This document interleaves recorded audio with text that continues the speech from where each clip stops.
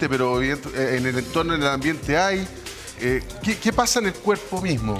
Hay varios cambios que son interesantes, Repe, de analizar. Hay varias cavidades dentro del cuerpo que tienen aire. Uno de ellos, lo más obvio, que inmediatamente todos nosotros y en nuestras casas pensaremos, son los pulmones, claro, que tienen un contenido aéreo. Pero también hay otras cavidades menos visibles, como los senos paranasales, alrededor, ¿no es cierto?, de los maxilares, de la frente. Donde se produce la sinusitis. Exacto. Si esos están bien drenados, se ecualizan, se igualan con las presiones del resto del ambiente. Y también en nuestro oído tenemos una parte interna que tiene una comunicación a través de una trompa muy finita para ecualizar las presiones con el medio ambiente. Ahora, si eso no se logra, genera problemas. Pueden generarse problemas en dos momentos. En la inmersión, ¿y por qué esto? Porque si la presión de afuera del submarino, aunque sea construido con los metales más sofisticados y la fibra de carbono sea reforzado con mallas metálicas de los metales más sofisticados, la presión por fuera puede hacer colapsar el submarino, claro, si la presión de dentro no compensa en parte la presión externa.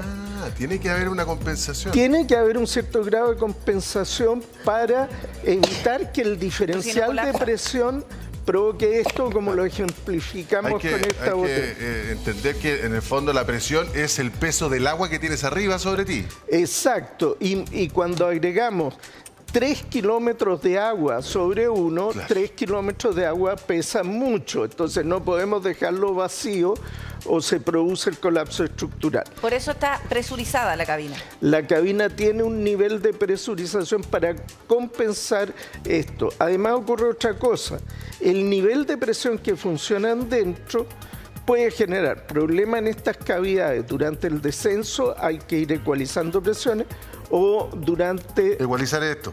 Claro, exacto.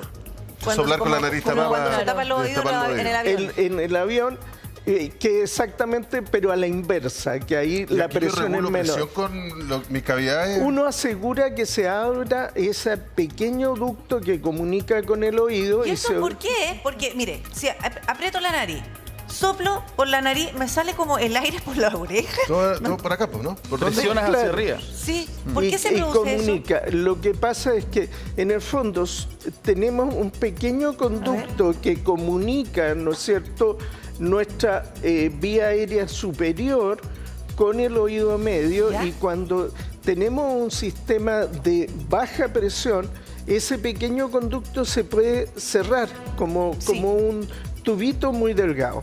Entonces generamos una alta presión, lo abrimos, se ecualiza la presión del ambiente con el del oído y deja como estábamos hablando ahora de los aviones, cuando se despegan los aviones, lo que nos pasa también es que la presión, hay que ecualizar la presión interna de nuestro cuerpo con la que está afuera. Exacto. Y para eso hacemos un dulcecito para estar...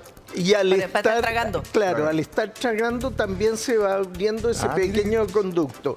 Ahora, puede ocurrir que exista este problema al descender. El otro problema puede ser, imagínense que se hace una misión conjunta estadounidense-canadiense, logran llegar al sumergible, lo rescatan y lo sacan, pero esa maniobra se demora cerca de 3 días. Más el día previo que se ha vivido. Van a salir muy cerca del tiempo. ¿Cuál es el problema? Al salir del submarino, probablemente no van a haber tenido suficiente tiempo de despresurización y podrían necesitar entrar a una cámara de descompresión. Esas son las cámaras hiperbáricas. Las cámaras hiperbáricas. Ojo, le explico un poco con... Esto es un experimento muy sencillo que pueden hacerlo con... un globo, ¿ya?, y una botella. Es simplemente una botella transparente y un globo que lo pusimos en el cuello de la botella. Y le hice un pequeño agujerito ahí. Ya. Nada más. Entonces, supongamos que tenemos por ejemplo, los pulmones, el oído medio, podemos tener los senos paranasales, ¿no es cierto?, dentro de una cavidad a una presión determinada.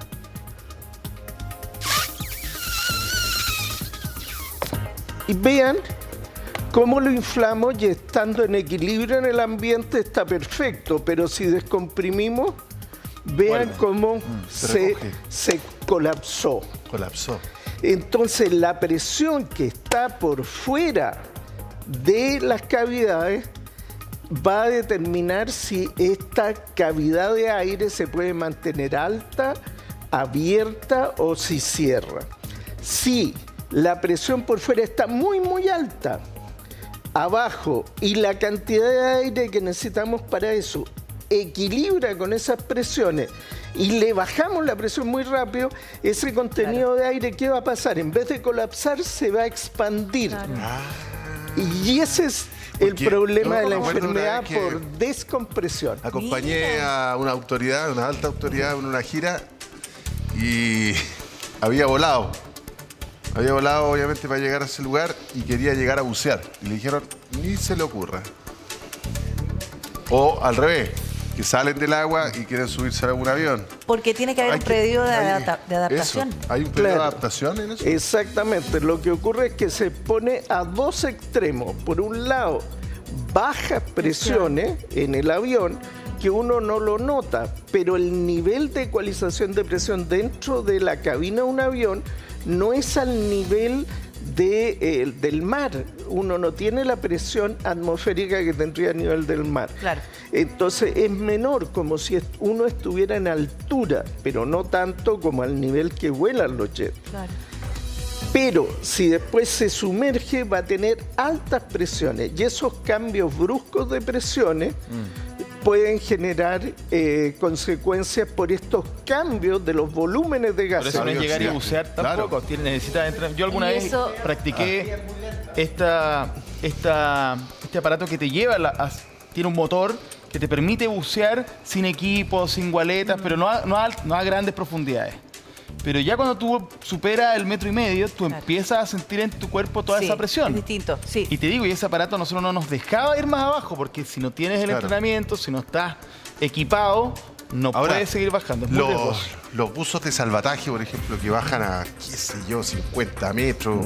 Pero lo van haciendo por periodo, no es que se sumerjan rápido.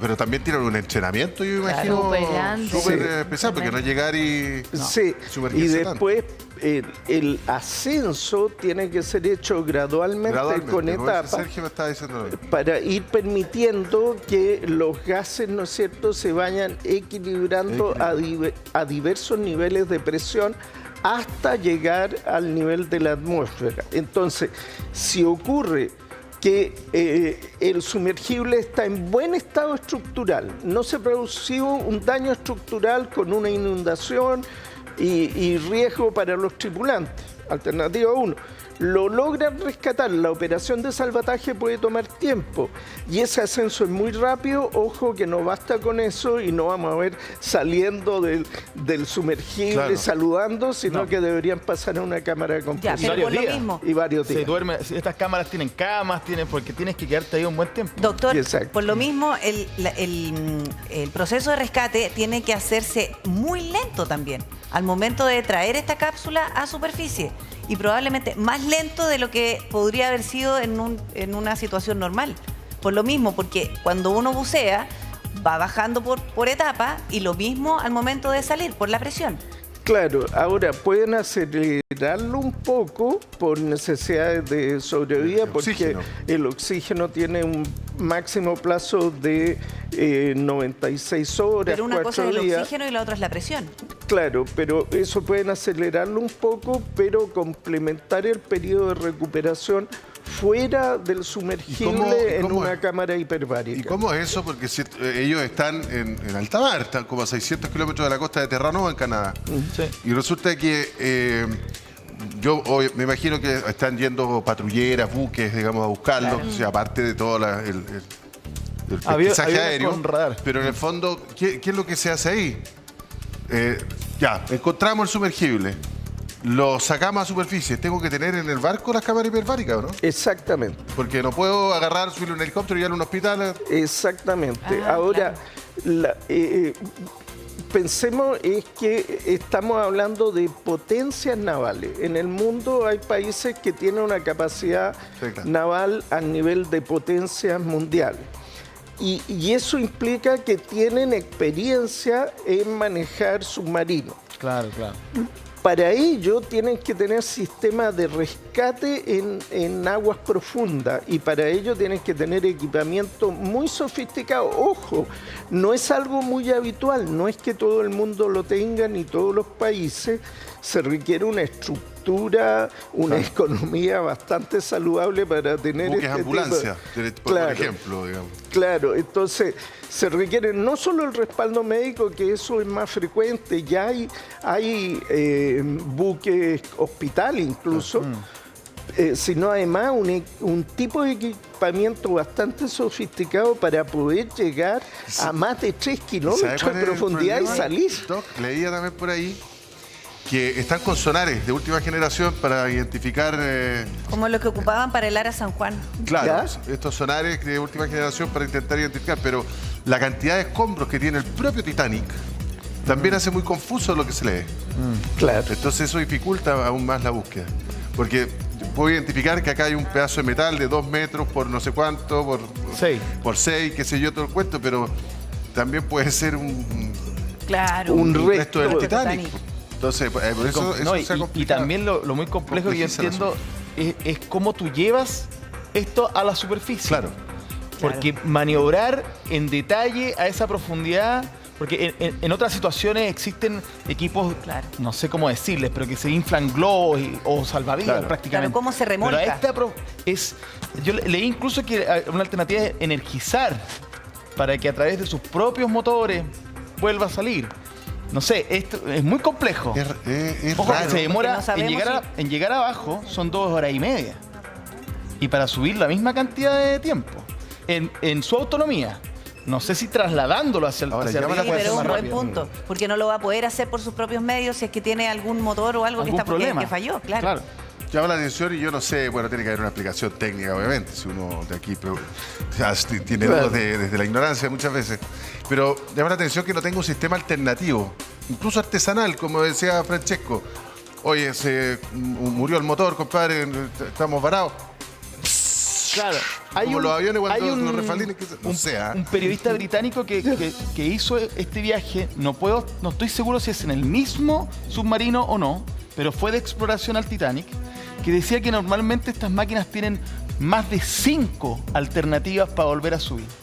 Y por eso él es muy poco optimista, porque decía, ¿por qué si al perder la comunicación no has hecho algo para regresar? Claro. Porque a esta altura que ningún mecanismo, o sea, que no haya vuelto es porque ningún mecanismo funcionó, algo grave. Falló todo el sistema de emergencia. Sí, ahora no sé qué mecanismos eran, pero habían. Y seguramente después lo vamos a tener súper claro. Ojalá que lo encuentren. Doctor, cuando estamos bajo esa presión, literalmente, ¿qué es lo primero que empieza a sentir el organismo? No sé, los ojos, los oídos, como nos explicaban. Bueno, se va sintiendo presión en los oídos, ¿no es cierto? Pero esa presión en los oídos, ¿por qué razón? Lo que ocurre es que tenemos una cámara interna en el oído. ¿Y esa se ve aquí? No, es muy finita, está dentro de nuestro cráneo. Y esa cámara tiene el tímpano por una parte y una comunicación hacia nuestra vía aérea. Entonces, inicialmente la presión que se va acumulando ahí es menor que la que viene de fuera.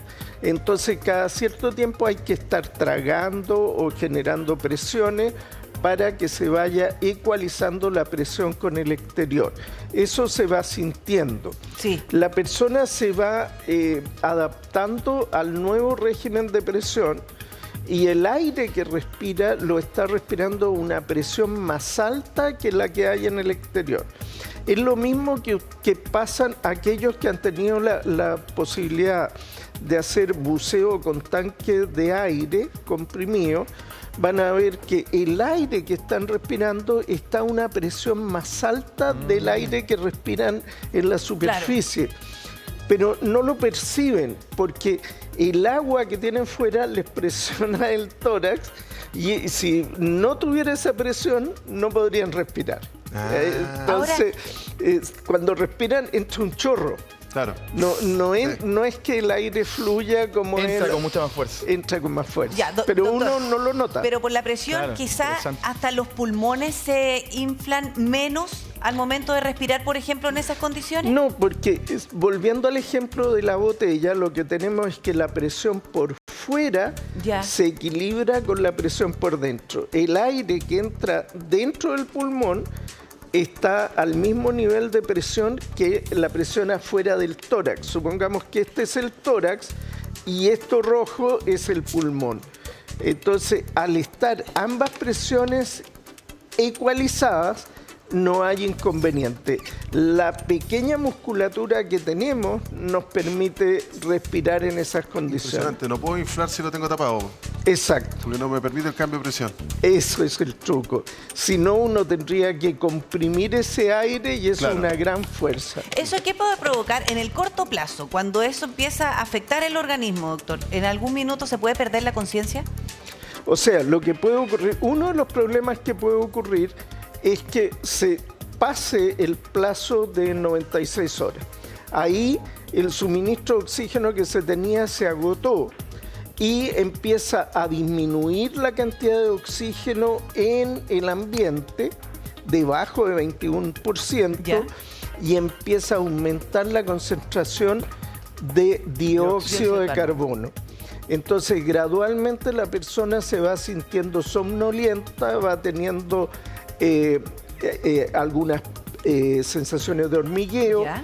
y puede tener compromiso de conciencia y finalmente perder la conciencia. Eso puede ocurrir gradualmente cuando no se logra mantener el ventilación. sistema de Ahora, lo de la Pero oxigenación. probablemente, ventilación. solamente quiero agregar